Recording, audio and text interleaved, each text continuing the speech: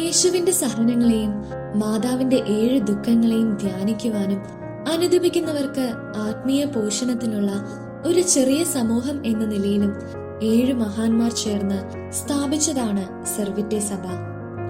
13-ാം നൂറ്റാണ്ടിലെ സംഘർഷങ്ങൾ നിറഞ്ഞ സാഹചര്യങ്ങൾക്കിടയ്ക്ക് ദൈവം ഫ്ലോറൻസിലുള്ള 7 കുലീന കുലചാതരായ വ്യക്തികളെ വിളിക്കുകയും 1233 അവർ ഒന്നു ചേർന്ന് ഭക്തിപൂർവം ഒരുമിച്ച് പ്രാർത്ഥിക്കുകയും ചെയ്തു.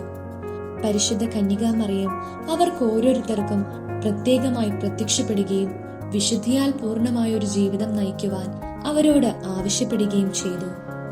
തുടർന്ന് തങ്ങളുടെ കുടുംബ മഹിമയും സമ്പത്തും പരിഗണിക്കാതെ ആഡംബര വസ്ത്രങ്ങൾക്ക് പകരം ചണം കൊണ്ടുള്ള വസ്ത്രങ്ങൾ ധരിച്ച് ഒരു കൊച്ചു കെട്ടിടത്തിലേക്ക് അവർ താമസം മാറി. ഈ സഭയിലെ അംഗങ്ങളുടെ കഠിനമായ എളിമയിലൂന്നിയ ജീവിത രീതികൾ മൂലം ഇവരുടെ നേട്ടങ്ങൾ അധികമായി പുറത്ത് അറിയപ്പെട്ടില്ല.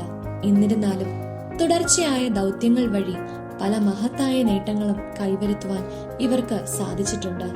അനേകരെ വിശ്വാസത്തിലേക്ക് ആനയിക്കാനും ഈ സന്യസ്തർക്ക് കഴിഞ്ഞിട്ടുണ്ടെന്ന കാര്യത്തിൽ സംശയമില്ല.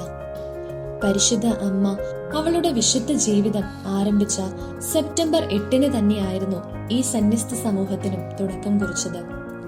അധികം താമസിയാതെ അവർ ഫ്ലോറൻസിലെ തെരുവുകൾ തോറും അലഞ്ഞ് ഭവനങ്ങളിൽ ഭിക്ഷയാചിക്കുന്നതായി കാണപ്പെട്ടു.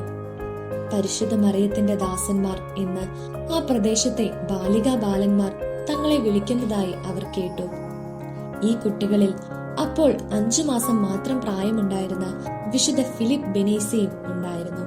കാലം കടന്നുപോയപ്പോൾ അവർ മോണ്ടെ സെനാരിയോവിൽ പ്രാർത്ഥനയും അനുതാപവും ധ്യാനവുമായി ഏകാന്തവാസം നയിച്ചു പോന്നു.